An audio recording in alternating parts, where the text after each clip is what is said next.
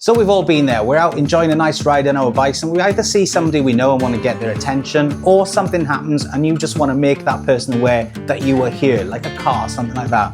But when you go for the horn, you remember that these things sound like a squeaky toy. Meet the Oxford Foghorn that I'm going to be fitting to my bike today. It's a compact, air-powered beast and should make things a little bit more interesting when I press that red button.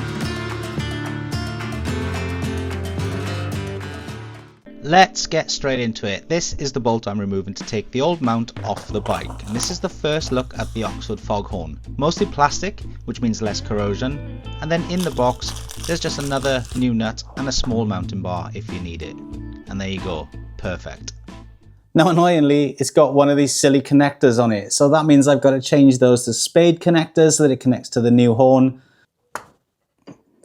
Thankfully it came off easy, so this now needs to come off so that I can reuse this bracket. 13mm socket going on this one. Weirdly, I don't have a normal spanner for it.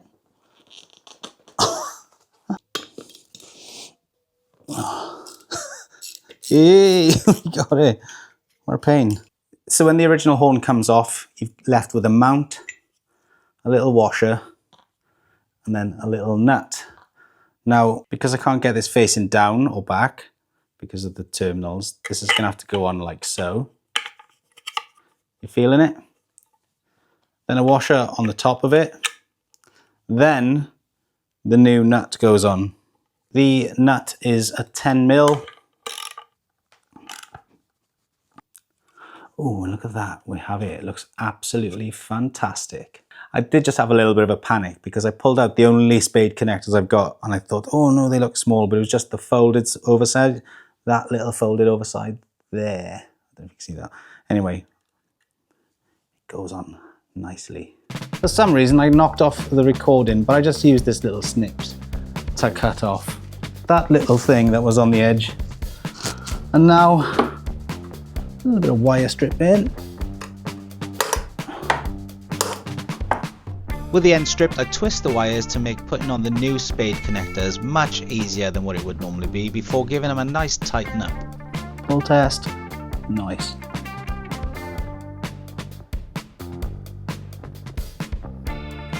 Pull test, two nice little wires connected up. Now that they are sorted, I'm loosely fitting the 6mm Allan bolt to hold the mount in place. And with that in, I can connect the Spade connectors ready for a quick test beep before final positioning and tightening. Now obviously the last thing I'd want to do is tighten everything up and then have to take everything off because either it's a faulty unit or I've got to do something with the wiring. So it's just loosely fitted for now. So we're going to do a test. And we'll do a... Oh, baby! I'll do a comparison at the end, but that sounds pretty cool. So I'm just going to tighten everything up now. So I'm going to finish off by ratcheting the screw most of the way in to get a solid hold, then position the horn where I want it. Then tighten it up finally, and that's it. It looks sharp and sounds even better. So that's the Oxford Foghorn fitted. Here's what it sounded like originally. And this is what it sounds like now. Ah, man. Every bike I've got is going to get one of them, even the Husky. That's a proper horn. So I'm really glad that has worked out the way I hoped it did. So that's going to bring the episode to a close. If you've got one of these fitted, let me know. Obviously, if this has inspired you to get your own, then please let me know as well down in the comments section. Please click that like button, subscribe if you're new here, and I'll bring you another episode soon.